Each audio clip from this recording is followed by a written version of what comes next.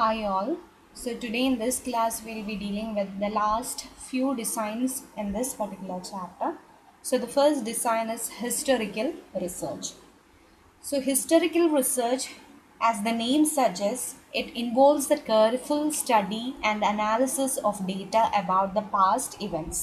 So പണ്ട് നമ്മളുടെ ചരിത്രത്തിൽ സംഭവിച്ച കാര്യങ്ങളെക്കുറിച്ച് അനലൈസ് ചെയ്ത് അത് എത്രമാത്രം ട്രൂത്ത്ഫുള്ളാണ്, ഇനി അതിൽ കണ്ടുപിടിക്കാത്ത എത്രമാത്രം എവിഡൻസസ് ഉണ്ട് എന്ന് അനലൈസ് ചെയ്യുന്ന കൈൻഡ് ഓഫ് റിസർച്ച് സ്റ്റഡീസാണ് ഹിസ്റ്റോറിക്കൽ റിസർച്ച്.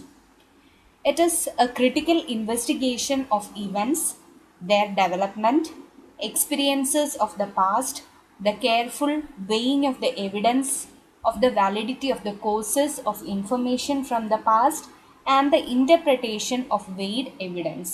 ഇപ്പോൾ പറഞ്ഞ പോലെ തന്നെ പണ്ട് ഉണ്ടായ കാര്യങ്ങൾ അതെങ്ങനെയാണ് ഡെവലപ്പ് ചെയ്തത്, അപ്പോൾ ഉണ്ടായിരുന്ന ആൾക്കാരുടെ എക്സ്പീരിയൻസസ്, ഇനി എത്രമാത്രം ഹിസ്റ്ററിയിൽ പറഞ്ഞിരിക്കുന്ന കാര്യങ്ങൾക്ക് അല്ലെങ്കിൽ നോൺ ആയിട്ടുള്ള ഇൻഫർമേഷന് വാലിഡിറ്റി ഉണ്ട്, and finally interpretation or weighing of the evidence is known as historical research.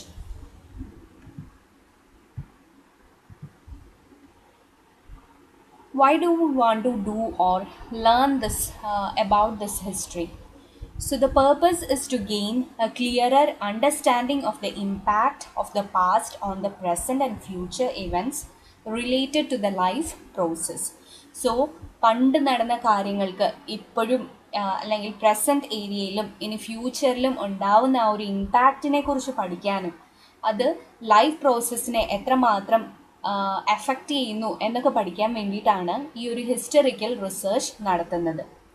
Generally, it involves review of written materials but include oral documentation as well. So in order to have authenticity, always the researcher rely upon written materials. However, sometimes oral documentation is also taken or is also considered for the study.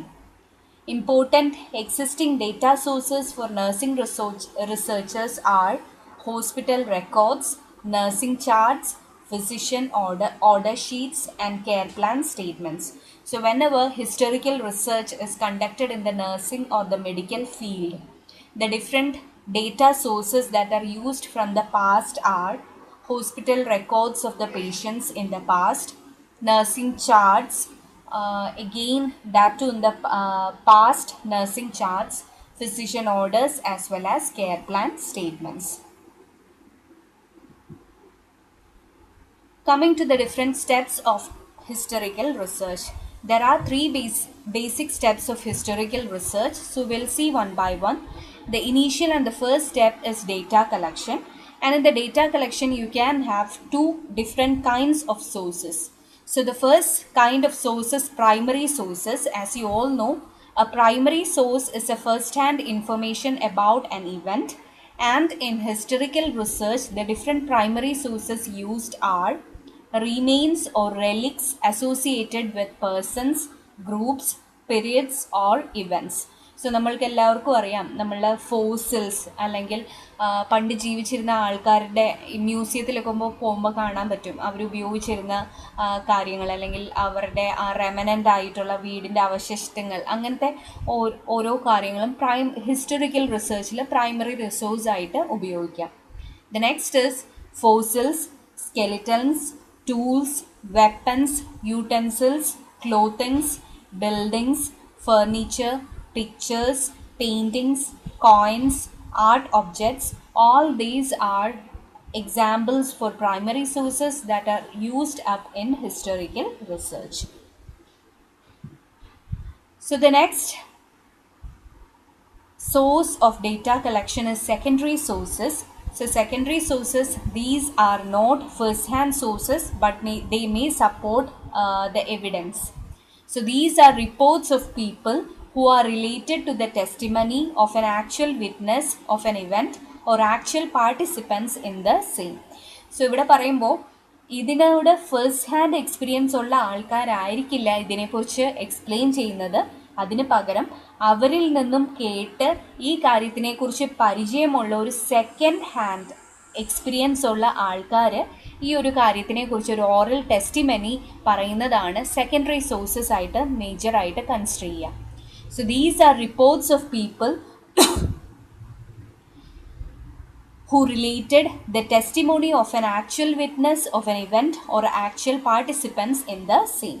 So പണ്ട് കാലത്ത് ജീവിച്ചിരുന്ന മനുഷ്യരുമായിട്ട് ബന്ധമുള്ള ആൾക്കാർ അവരെങ്ങനെയാണ് ജീവിച്ചിരുന്നത് എന്ന് രേഖപ്പെടുത്തുന്ന ഒരു സോഴ്സ് അല്ലെങ്കിൽ എവിഡൻസ് ആണ് സെക്കൻഡറി സോഴ്സസ്. ഇപ്പോൾ നമ്മളുടെ നഴ്സിംഗ് ഫീൽഡിൽ പറയുകയാണെങ്കിൽ, ഇപ്പോൾ ക്യാൻസറിനെ കുറിച്ചാണ് സ്റ്റഡി എങ്കിൽ, പണ്ട് കാലത്ത് ക്യാൻസർ വന്ന ഒരാളെ നോക്കിയിരുന്ന ഒരു കെയർ ഗിവർ അതിനെക്കുറിച്ച് ഇൻഫർമേഷൻ തരികയാണ്. സോ ഫസ്റ്റ് ഹാൻഡ് ഇൻഫർമേഷൻ എന്ന് പറഞ്ഞത് ആ ക്യാൻസർ വന്ന ആളാണ്, അയാളാണ് എക്സ്പീരിയൻസ് ചെയ്യുന്നത്.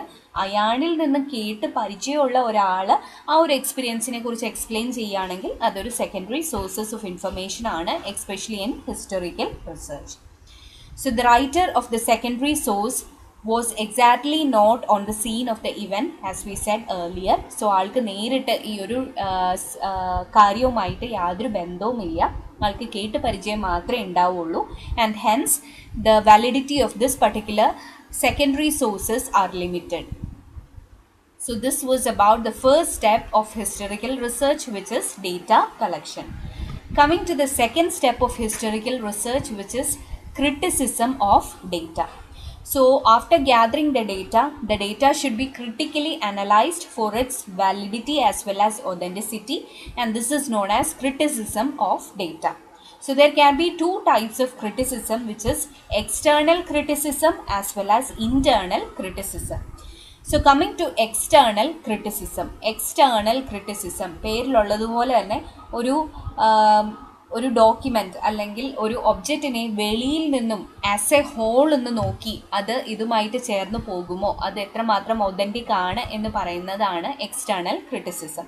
ഫോർ എക്സാമ്പിൾ, ഇപ്പോൾ നമ്മൾ ഫ്രൂട്ട് മാർക്കറ്റിലൊക്കെ പോകുമ്പോൾ പഴങ്ങളൊക്കെ കണ്ടിട്ട് നല്ലതാവുമോ അതോ ചീത്തയാവോ എന്ന് വെളിയിൽ നിന്ന് നോക്കിയിട്ട് നമ്മളൊരു കൺക്ലൂഷനിൽ എത്തുന്ന പ്രോസസ്സാണ് എക്സ്റ്റേണൽ ക്രിറ്റിസിസം. അതേസമയം ഇൻറ്റേർണൽ ക്രിറ്റിസിസം എന്ന് പറയുമ്പോൾ ആ പഴത്തിനെ ഒന്ന് മുറിച്ച് നോക്കി അതിൻ്റെ ഉള്ളൊക്കെ നോക്കി പുഴുവൊക്കെ ഉണ്ടോ നല്ലതൊക്കെ ആണോ എന്ന് നോക്കിയിട്ട് ചെയ്യുന്ന പ്രോസസ്സാണ് internal criticism.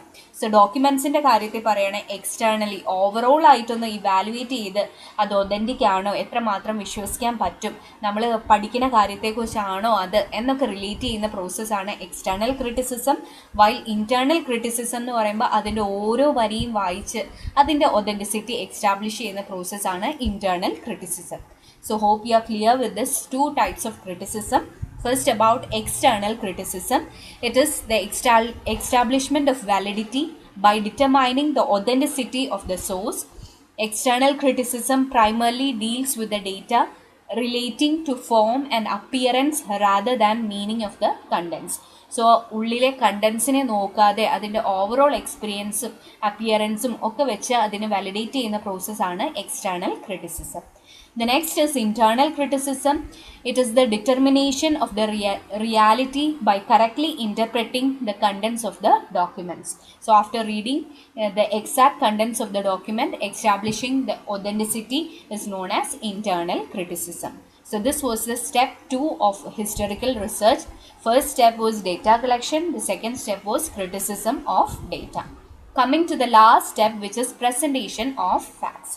So after evaluating the authenticity and accuracy of the historical research, the researcher must bring the material together to analyze it and to test the research hypothesis. And the facts are presented as report, and this process is known as presentation of facts.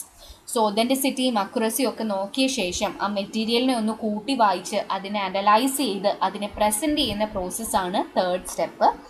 And whenever the data is presented, we have to determine the interrelationship between facts. So the interrelationship among facts and the meaning of data gathered, reviewed and recorded is the final step in historical research. So these are the three basic steps. In step 1 we have data collection, in step 2 we have criticism, and the last step is presentation of facts. Coming to the areas of historical research, so basically there are three areas of historical research, which are periods, geographical locations as well as military history.